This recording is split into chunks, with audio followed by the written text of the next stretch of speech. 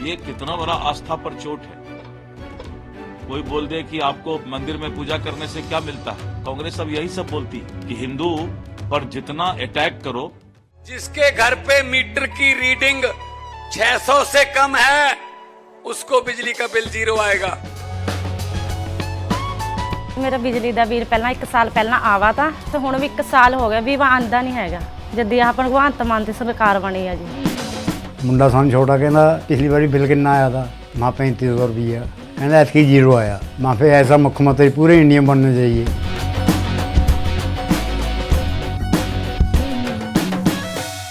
सनातन पर जितना ज्यादा प्रहार करो तो दूसरे वर्ग मुसलमान भाई खुश होंगे। ये कांग्रेस की बहुत बड़ी गलतफहमी है। ये पापी लोग होते हैं जो धर्म पर प्रहार गंगा का पूजा करते हैं। गंगा मेरी माँ है भगवान की तरह, और उस आस्था पर भी माखौल उड़ाते हैं कि गंगा में स्नान करने से क्या हो जाएगा। ये कांग्रेसी को तो भगवान भी कभी नहीं बख्शेगा। भगवान इन लोगों को कभी बख्शेगा नहीं। देखिए, बहुत ही दुखद घटना है। करोड़ों लोग महाकुंभ में, जो हमारा सनातन का आस्था है, महाकुंभ में नहाने के लिए जा रहे हैं। उत्तर प्रदेश सरकार ने बहुत ही अच्छा व्यवस्था किया है, और कल जो घटना घटी है वो दुखद है। कभी कभी बहुत ज्यादा भीड़ हो जाने के चलते ये मामला अनियंत्रित होता है, और कल की घटना भी जो है वो अनियंत्रण का ही था, और कुछ लोगों को जो है अपना जिंदगी भी खोना पड़ा। भगवान उनके पुण्यात्मा को शांति प्रदान करें। सरकार हर वक्त सचेष्ट है और लोगों से अनुरोध कर रही है कि अभी बहुत लंबा समय तक कुंभ चलेगा, इसीलिए सभी लोग तुरंत आने का प्रयास नहीं करें। धीरे धीरे करके लोग आए और शांति से जो है अपने श्रद्धा को वहां पर व्यक्त करें। ये राहुल गांधी ने महाकुंभ में जिस तरीके से बादल घटे उसको लेकर कहा कि बंद इंतजामात वीआईपी कल्चर लोग। देखिए, राहुल गांधी और इंडी गठबंधन के लोग सुबह उठकर यही इंतजार करते हैं कि देश के अंदर कोई घटना घटे और इनको कुछ बोलने का मौका मिले। इनके पास कोई काम नहीं है। इनके पास सिर्फ इतना ही काम बचा है कि घटना का दुख व्यक्त नहीं करके दूसरे पर आरोप प्रत्यारोप करना जानते हैं। 15 करोड़ लोग श्रद्धालु जब एक जगह आ रहे हैं और वहां पर एक स्टेट की गवर्नमेंट जितना व्यवस्था किया है, तो राहुल गांधी भी 10 दिन इस पर कार सेवा करे। राहुल गांधी आए वहां पर और वो भी कार सेवा करें, वो भी रहें, अपने पार्टी के लोगों को भी बोले कि भाई कुछ सेवा करो लोगों का। उनके राष्ट्रीय अध्यक्ष खड़गे जी बोलते हैं कि गंगा स्नान से क्या मिलता है। ये कितना बड़ा आस्था पर चोट है। कोई बोल दे कि आपको मंदिर में पूजा करने से क्या मिलता है। कांग्रेस अब यही सब बोलती है कि हिंदू पर जितना अटैक करो, सनातन पर जितना ज्यादा प्रहार करो तो दूसरे वर्ग मुसलमान भाई खुश होंगे। ये कांग्रेस की बहुत बड़ी गलतफहमी है। ये पापी लोग होते हैं जो धर्म पर प्रहार करते हैं। धर्म अपनी आस्था है। हम भगवान का पूजा करते हैं, हम गंगा का पूजा करते हैं। गंगा मेरी मां है भगवान की तरह है, और उस आस्था पर भी माखौल उड़ाते हैं कि गंगा में स्नान करने से क्या हो जाएगा। ये कांग्रेसी को तो भगवान भी कभी नहीं बख्शेगा। इनको मजाल है बोलने का कि जाकर के वहां पर हज में जाने से क्या फायदा है।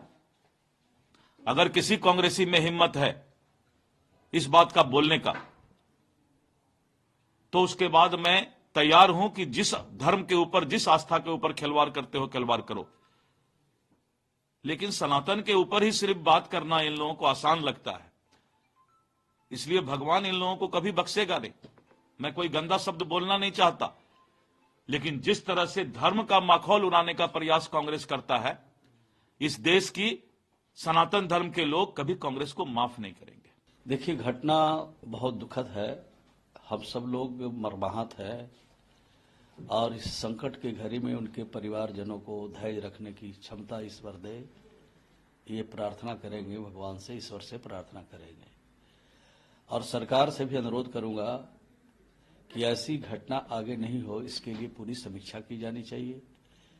जिन स्थानों पर, जिन जगहों पर जिन कारणों से चूक हुआ है उस कारण को ढूंढ निकालना चाहिए, उसके विरुद्ध कार्रवाई भी करना चाहिए और आगे कोई चूक नहीं हो इसके लिए पूरी प्लानिंग, पूरी योजना तत्परता के साथ बनाना चाहिए, ताकि इतने बड़े आयोजन में कुछ चूक हुई है तो उस पर जरूर सरकार को विचार करना चाहिए।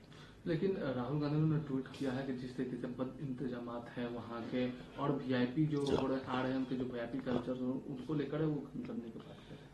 देखिए, विपक्ष को सार्थक पहल करना चाहिए। विपक्ष घटना के बाद बोलते हैं, घटना के पहले भी उनको बताना चाहिए कि वहां पर इंतजामी है, कुछ दिक्कत है, परेशानी है, उसका हल निकालना चाहिए। और सरकार जब उसका हल नहीं निकाले तो समझना चाहिए कि सरकार बिल्कुल करना नहीं चाहती है। लेकिन घटना दुर्भाग्यपूर्ण है, इसकी जितनी भी निंदा हो बहुत कम होगी। घटना के पूर्व और बाद में भी आलोचना सिर्फ नहीं करना चाहिए, सुझाव देना चाहिए, सार्थक सुझाव देना चाहिए। ये देश सबका है, देश सभी पॉलिटिकल पार्टियों का है, किसी व्यक्ति या किसी जाति, किसी धर्म का देश नहीं है। इसलिए देश के प्रति जो समर्पित लोग हैं उनको सही दिशा और सही रास्ता जो सरकार चलाने वाले लोग हैं उनको दिखाना चाहिए। दिल्ली में चुनाव हो रहा है, कैसा देखते हैं दिल्ली के चुनाव को, क्या लगता है? अभी तो गए नहीं है लेकिन जाने वाले हैं। जब जाएंगे तो वहां से फोन पर आपको जरूर बताएंगे क्या हालचाल है। बगैर कुछ जाने हुए समझे हुए बताना मुनासिब नहीं होगा। जाएंगे, समझेंगे, परखेंगे, आपको जरूर बताएंगे। अच्छा, ये बिहार की राजनीति से जुड़ी खबर है कि मुख्यमंत्री नीतीश कुमार के बेटे हैं अब निशांत कुमार को भी राजनीति में आने को लेकर चर्चाएं चल रही है, क्या लगता है? नीतीश कुमार जी हमेशा चर्चा में रहते हैं, देश की चर्चा में रहते हैं, राज्य में भी चर्चा में रहते हैं। विरोधी दल के जो लोग हैं वो चर्चा में भी लाते हैं। निशांत कुमार के एक बयान हमने भी देखा था, अच्छा बयान था। लेकिन नीतीश कुमार के जो निशांत जी हैं उनके बयान पर विपक्ष को अमल भी करना चाहिए, न कि सिर्फ दूसरी बात, तीसरी बात, चौथी बात चला करके राजनीतिक चर्चा करना चाहिए। उनके अपील को भी अगर उन्होंने लोगों ने सुना होगा तो उनके पिताजी को एक बार सब लोग मिल करके पुनः मुख्यमंत्री बनावे, उनके हाथ में बिहार का बागडोर दें, जो बचा हुआ काम है वो पूरा करें। तो निशांत राजनीति में आए, लेकिन उनकी अपील को नहीं सुनते हैं, उनकी अपील को भी सुनना चाहिए। क्या आपको लगता है कि निशांत कुमार को आना चाहिए, उससे जदयू को या फिर और जो है वो फायदा होगा? देखिए, अच्छी सोच है, अच्छी समझ है बिहार के बारे में, इंजीनियर हैं, पढ़े लिखे हैं, अच्छी सोच है। समय का तकाजा है कि अच्छी सोच वाले लोगों को राजनीति में आना चाहिए, जगह मिलनी चाहिए। लेकिन माननीय मुख्यमंत्री जी को इस पर निर्णय लेना है, दूसरा कोई व्यक्ति निर्णय नहीं ले सकता। अगर आते हैं तो क्या आप लोग स्वागत करेंगे? अब तो निर्णय लेंगे माननीय मुख्यमंत्री, तो कौन स्वागत नहीं करेगा।